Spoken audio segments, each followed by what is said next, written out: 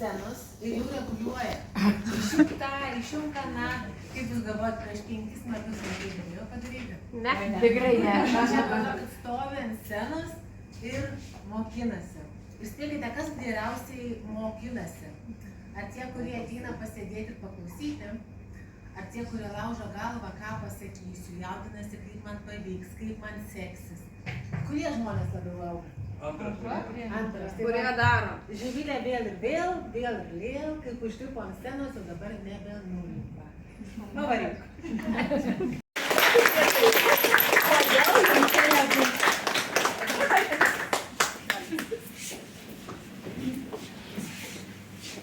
Šiandien bus mano praktinis jums vakaras.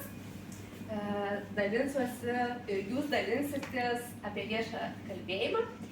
Ir klausimas, kas iš jūsų galvoja, kad viešas kalbėjimas, ar kažkada galvoja, kad čia tik tai scenai.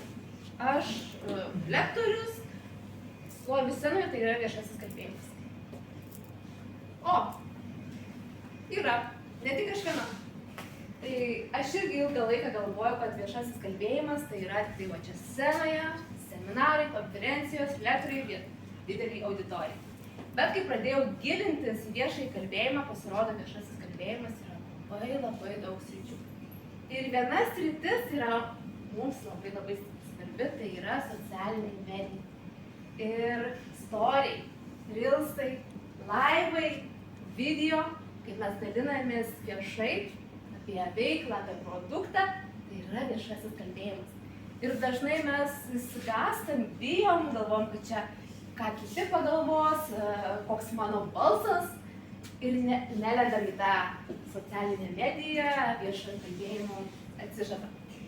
Tai aš noriu kiekvieną iš jūsų šiandien pakviesti, pajausti tą salę, pajausti tą sceną ir pasidalinti tiesiog savo mylimiausių produktų.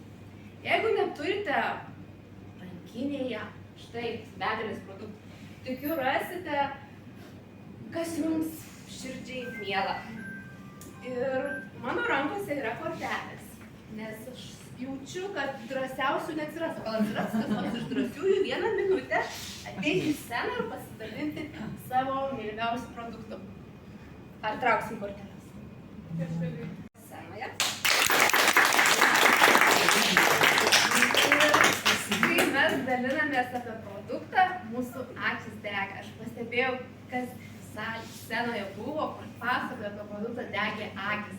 Tai kviečiu ir toliau, kad tos akys degtų, kuo daugiau naudotum produktų ir nebijotum to viešojo kalbėjimo socialiniai medijai, laivų, storių, video, nes tai atneša mums rezultatas. Nuostabaus likusio sekmadienio. Gracias.